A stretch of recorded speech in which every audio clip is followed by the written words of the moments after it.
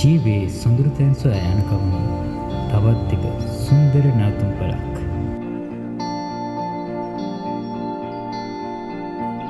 The Creature Sinhala YouTube channel සමගින්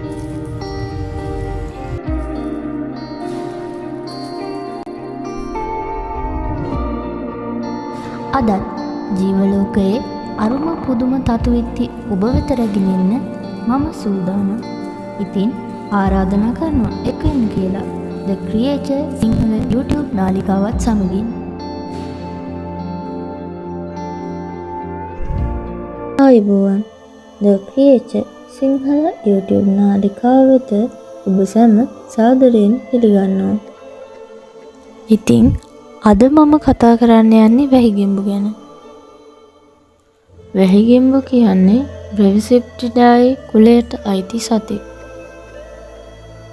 ලෝකය පුරාම වැහිගෙම්බු විශේෂ 18ත් 20ත් අතර ප්‍රමාණයක් දැනට හඳුනාගෙන තියෙනවා. එම විශේෂ අතරින් කීපයක පමණක් පින්තූර මම මේ වීඩියෝට අන්තර්ගත කරනවා. වැහිගෙම්බන්ගේ තියෙන පොදු ලක්ෂණයක් විදිහට කුඩා ගාත්‍රා සහ රවුම් හැඩච්ච සිරුර හඳුනා ගන්න පුළුවන්. නමුත් මෙම වීඩියෝව තුළින් මම විශේෂයෙන් කතා කරන්න බලාපොරොත්තු වෙන්නේ බුෂ් වේල් වැහිගෙම්බ. එහෙමත් නැත්නම් සාමාන්‍ය වැහිගෙම්බ පිළිබඳව. බ්‍රයිවිසෙප්ස් ඇඩ්ස්පෙරසස් කියන විද්‍යාත්මක නාමයෙන් කොමන් රේන් ෆ්‍රොග් එහෙමත් නැත්නම් බුෂ් වේල් රේන් ෆ්‍රොග්ව හඳුන්වනවා.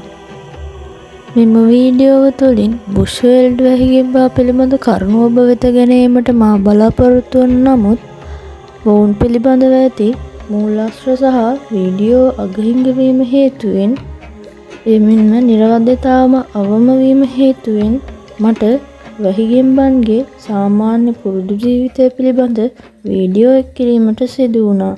ඒ පිළිබඳව මම කනගාටුව පළ කරනවා. වැහිගෙම්බන් සියල්ලන්ගේම ලක්ෂණ කිහිපයක්ම සමාන වෙනවා. ඔවුන්ගේ අසමාන වෙන්නේ හමුවන පරිසර පද්ධතීන් හා බාහිර රූපය පමණයි.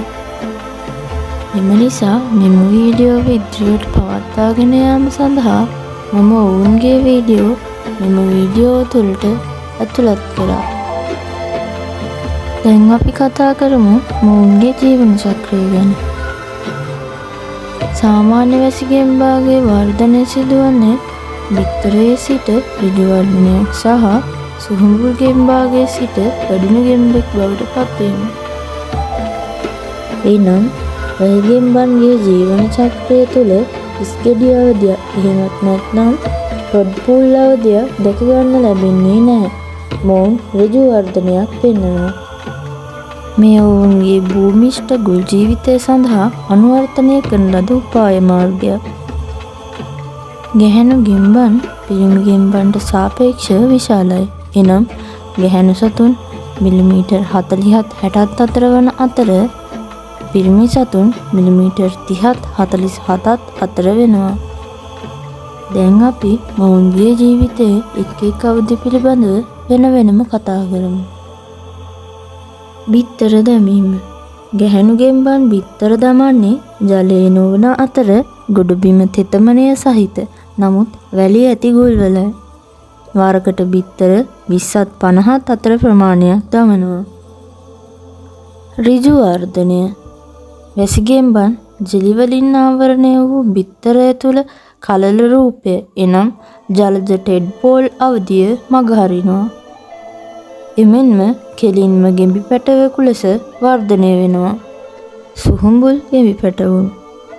පැටවුන් වැඩිහිටියන්ගේ කුඩා අනුවාද ලෙස මතුවෙනවා. ඇවිදීමට හා ගුල් හැරීමට කකුල් සහ වාතය ආශ්වාස කිරීමට පෙනහළු ඇත. වැඩිහිටි ගෙම්බන්. සුහුඹුල් ගෙම්බා තරබාරු කෙටි කකුල් සහිත වැඩිහිටියෙකු බවට පත්වෙනවා. කැනීම් කර භූමිෂ්ඨ ජීවිතය ගත කර හැකි අතර බොහෝ විට වර්ෂාවෙන් පසුව පමණක් මතුවෙනවා. දැන් අපි මොවුන්ගේ ආහාර රටාව ගැන කතා කරමු. කුඩා වේයන්, කුහුඹුවන්, කුරුමීනියන්, සලඹයන් වැනි කුඩා පෘෂ්ඨ වංශීන් මොවුන්ගේ ආහාර වනවා. එමින්ම මොවුන් නිශාචර බැවින් රාත්‍රියේදී ආහාර සොයා යාමට පෙළඹෙනවා. අපි දැන් වැසිගෙම්බන් හුස්ම ගැනීම සිදු කරන්නේ කොහොමද කියලා කතා කරමු. වැසිගෙම්බන් විශේෂ සියල්ලම පාහේ හුස්ම ගැනීම සිදු කරනුයේ පෙනහළු මගින් සහ තෙතමනය සහිත සම මගින්. නමුත් ගොඩබිම ජීවත් වන නිසා හා ගුල්වල ජීවත් වන නිසා මොවුන්ගේ ශ්වසන ක්‍රමය භූමිෂ්ඨ පරිසරයකට ගැලපෙන පරිදි සැකසී තිබෙනවා. දැන් මම කතා කරන්න යන්නේ වැහිගෙම්බන් පෙනහළු මගින් ශ්වසනය කරන්නේ කොහොමද කියලා. අනිකුත් භූමිෂ්ඨ පෘෂ්ඨවංශීන් මෙන් වාතයේ ඔක්සිජන් ලබා ගැනීමට මොවුන්ට මල්ලක් වැනි ව්‍යුහයක් තියෙනවා. මෙම ක්‍රියාකාරීත්වය හඳුන්වන්නේ බුක්කල් පම්පින් ලෙසයි. සාමාන්‍ය වැසිගෙම්බන්ට ශීරපායින්ට මෙන් හුස්ම ගැනීමට උපකාරී වන ප්‍රාචීරයක් නොමැත. එම නිසා මොවුන්ගේ ශ්වසනයට උපකාරී වන්නේ උගුරේ රිද්මයානුකූල චලනයයි. මෙහිදී සිදුවන ක්‍රියාවලිය විස්තර කිරීම ඔබට පැහැදිලි වීම සඳහා මම ප්‍රසන්ටේෂන් එකක් මේකට භාවිතා කරනවා. මෙම ක්‍රියාවලිය පියවරයන් 4ක් යටතේ විස්තර කරන්න පුළුවන්. පළමුවෙන්ම ගෙම්බා නැවුම් වාතය නාස්පුඩු හරහා මුඛ කුහරයට ඇද ගන්නවා. මේත් සමගම පැරණි වාතයද පෙනහළු වලින් නිවතට ඇදී යනවා. දෙවනුව නාස්පුඩු වසා දමනවා. තුන්වනුව මුඛයේ පතුල ඉහළට එසවීම සිදු කරනවා. සිව්වනුව නැවුම් වාතය පෙනහළු තුළට තල්ලු කිරීම සහ පැරණි වාතය එනම් කලින් පිරිපහද වූ වාතය පිටතට තල්ලු කිරීම සිදු වෙනවා. මේ ආකාරයෙන් චක්‍රය නැවත නැවතත් සිදු වෙනවා. දැන් අපි මෙයාලගේ ප්‍රජනන ක්‍රමය පිළිබඳව කතා කරමු. සාමාන්‍ය වැසිගෙම්බාට ආවේනික ප්‍රජනන ක්‍රියාවලියක් තියෙනවා. වැසිගෙම්බන්ගේ පිරිමි සතුන් ගැහැණු සතුන්ට සාපේක්ෂව ශරීරයෙන් කුඩා වන අතර පිරිමි සතා විසින් ගැහැණු සතා ආකර්ෂණය කර ගැනීමට ගුල් වලින් ඉවතට පැමිණ හඬ නගනවා. මේ ගෙම්බි සින්දුව කනට ගිය ගැහැණු සතා ළඟට එනවත් එක්කම පිරිමි සතා ගැහැණු සතාගේ පිටට නගිනවා. කලබල වුණ ගැහැණු සතා දඟලන්න පටන් ගන්නවා. ගැහැණු සතා පිරිමි සතාට වඩා විශාල වන නිසා සහ වැහිගෙම්බන්ගේ ගාත්‍රා විශාල නොවන නිසා පිරිමි සතාට ගැහැණු සතාගේ පිටේ රැඳී සිටීමට අපහසුයි. මොවුන්ගේ පරිණාමයේදී මේට පිළියම් වශයෙන් ගැහැණු සතාගේ පිටට පිරිමි සතාට ඇලී සිටීමට හැකිවන පරිදි මැලියම් වැනි ශ්‍රාවයක් පිට කරනවා. ඇතැම් විට ගැහැණු සතාද සුළු වශයෙන් මැලියම් වැනි ශ්‍රාවයක් පිට කරනවා. මෙසේ ගැහැණු සතාගේ පිටට ඇලුණු පසු ගෙම්බිවල අලුත් නිවසක් සාදනවා. පසෙහි පිටුපසට හාරා ගැඹුරු භූගත කුටියක් සාදනවා. බිත්තර දැමීම හා සංසේචනය සඳහා ගැහැණු සතා මෙම කුටිය භාවිතා කරනවා. ජෙලිවැනි බිත්තර වරකට 20ත් 50ත් අතර ප්‍රමාණයක් ගැහැණු සතා දවනවා. පිරිමි සතා ඒවා සංසේචනය කරනවා. වැසිගෙම්බන් ඍජු වර්ධනයක් ලබනවා. එනම් වැහිගෙම්බන්ගේ ඉස්ගෙඩි අවධියක් නැත. දැන් අපි කතා කරමු මෙයාලව හම්බ වෙන පරිසර පද්ධති ගැන. මෙයාලව වැඩිපුරම හම්බ වෙන්නේ අප්‍රිකානු කලාපයේ රටවල්වල. විශේෂයෙන්ම දකුණු අප්‍රිකාවේ බොත්ස්වානා, නැමීබියා, ඇංගෝලා, සිම්බාබ්වේ, සැම්බියා, ස්වාසීලන්තය සහ මොසැම්බික් වන රටවල්වල මොවුන් දැක ගන්න පුළුවන්. මෙයාලව ගොඩක් වෙලාවට බලන්න පුළුවන් වෙන්නේ රැට. මොකද මෙයාලා කෑම හොයන් ගුල් වලින් එළියට එන්නේ ඒ වෙලාවට. මෙයාලා රැට එළියට එන්න තවත් හේතුවක් තමයි මෙයාලා ගෙම්බෝ වුණාට උඩ පනින්න බෑ. මොකද මෙයාලගේ ඇඟේ ප්‍රමාණයත් එක්ක මෙයාලට තියෙන ගාත්‍රා පුංචි වැඩි. ඒ නිසා ඒ ගාත්‍රා වලින් පැන පැන යන්න නම් බෑ. මේ නිසා මෙයාලව කරදරවලට අහු වෙනවා. අපි දැන් බලමු මෙයාලගෙන් පරිසර පද්ධතියට තියෙන බලපෑම ගැන. පලිබෝධ පාලනය කරනවා. ඒ කියන්නේ මෙයාලා අපෘෂ්ඨවංශී ජනගහනය කළමනාකරණය කරනවා.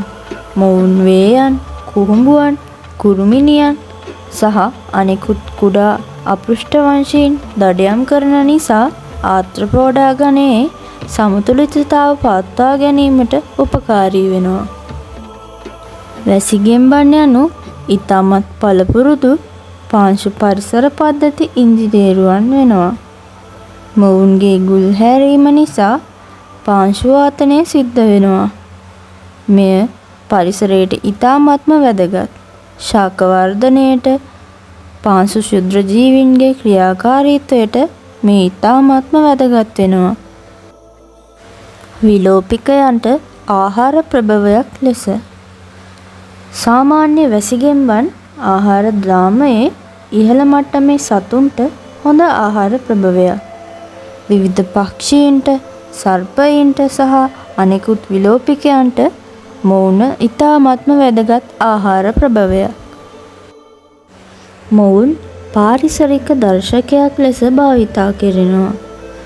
සාමාන්‍ය වැසිගෙම්බන් ජීවත් වනුයේ මිනිසාගේ කෘත්‍රිම අතපෙවීමකින් තොර ක්‍රියාකාරී එහෙත් විනාශ නොවූ පරිසර පද්ධතිවල බැවින් පාරිසරික දර්ශනයන් ලෙස මොවුන්ව යොදා ගැනෙනවා. පරිණාමයේ විශේෂ පුරුකක් ලෙසත් මොවුන් අපිට වැදගත් වෙනවා.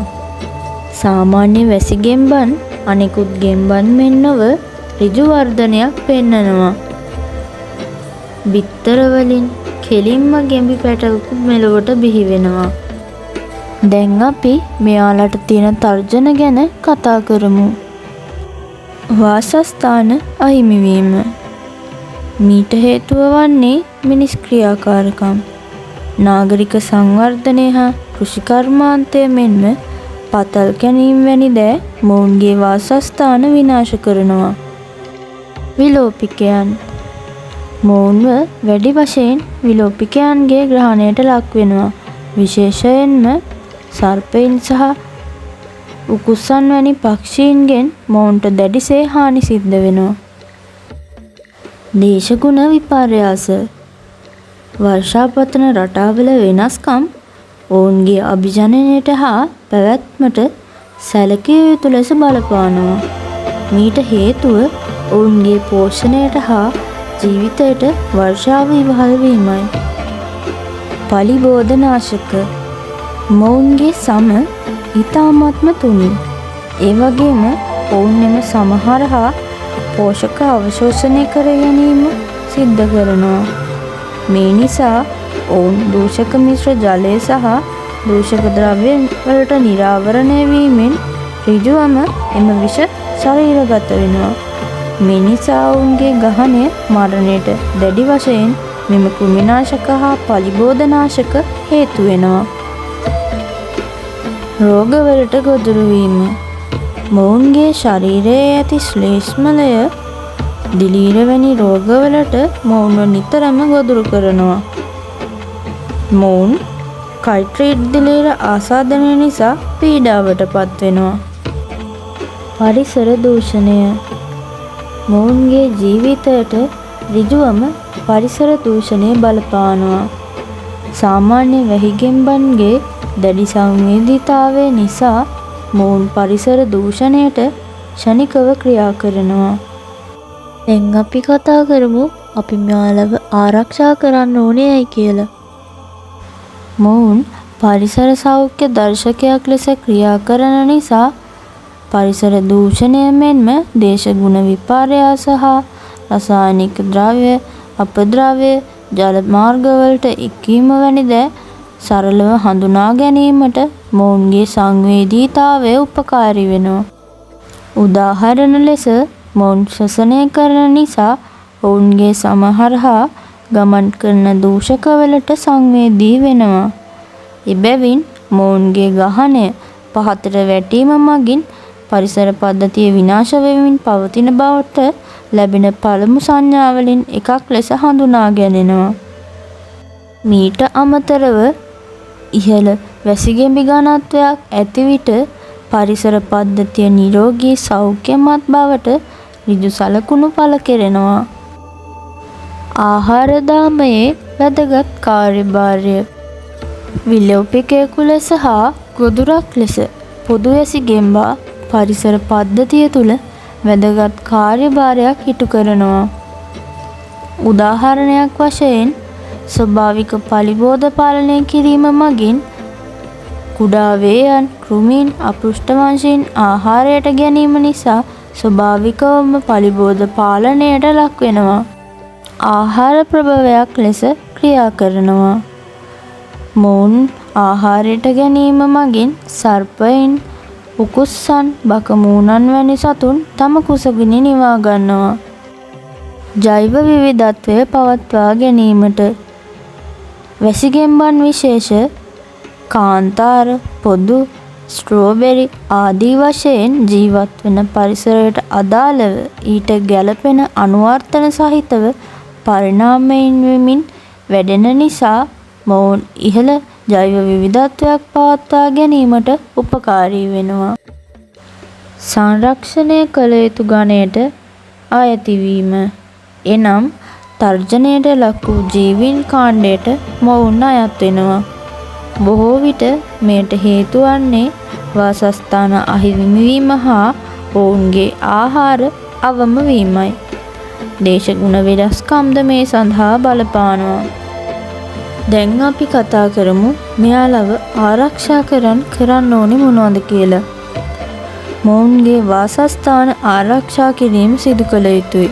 මීට අමතරව වල්නාශක භාවිතය හා කෘෂි රසායන භාවිතය අවම කිරීම සහ ඒවා වැළැක්වීම සිදු කළ යුතුයි. පරිසර පද්ධතියට හානි නොවන පරිදි නගර නිර්මාණ සැලසුම්කරණය මිනිසුන් දැනුවත් කිරීම. වැසිගෙම්බන් යනු සුරතලයෙකු නොවන අතර එමෙන්ම ඔවුන් සංරක්ෂණය කළ යුතු තත්ත්වයන් කොට්ටාසයක් වෙනවා.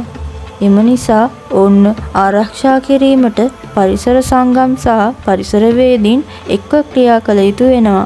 එමෙන්ම පරිසරයට අයිති සියලුම සත්වයින් කෘත්‍රිමව අභිජනනය කිරීම සහ ඒවා ළඟ තබා ගැනීමට එරෙහිව නීතිමය පියවර ගැනීමට පොදු ජනතාව පෙළඹවීමට අවශ්‍ය කරනවා. මීට අමතරව ඒ සඳහා ගැලපෙන නීතිමය ක්‍රියාමාර්ග ගැනීමත් වැදගත් වෙනවා. ඉතින් අද අපි කතා කළේ වැසිගෙම්බු ගැන. මෙයාලගේ ජීවිතයේ ආරම්භයේ සිට ආහාර, ප්‍රජනනය, වර්ධනය, මෙයාලගෙන් පරිසරයට වන බලපෑම සහ මෙයාලට අපෙන් වන බලපෑමුත් මෙයාලගේ තියෙන වැදගත්කමුත් අපි කතා කළා. මේ වීඩියෝ ගැන ඔබටත් අදහසක් ඇති. ඒ පිළිබඳව කමෙන්ට් එකක් යොදන මෙන් ඉල්ලා සිටිනවා.